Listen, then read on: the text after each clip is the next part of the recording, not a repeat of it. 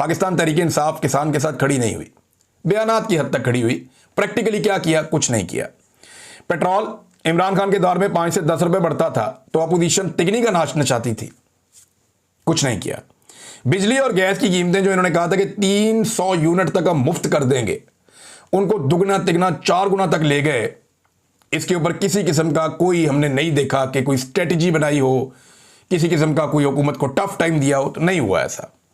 पानी का इशू, नई नहरें निकालने का इशू, इसके ऊपर पाकिस्तान तहरीक इंसाफ कहां थी? सिवाय मुखबरी करने के और बात बाहर निकालने के तहरीक इंसाफ ने कुछ नहीं किया इस पे।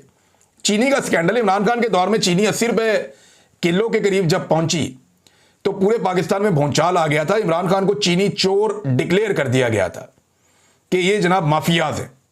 और आज वही चीनी 210 रुपए, और अभी अवाम की जेब के ऊपर 80 रुपए से ज्यादा का डाका डाला गया है फी किलो के हिसाब से।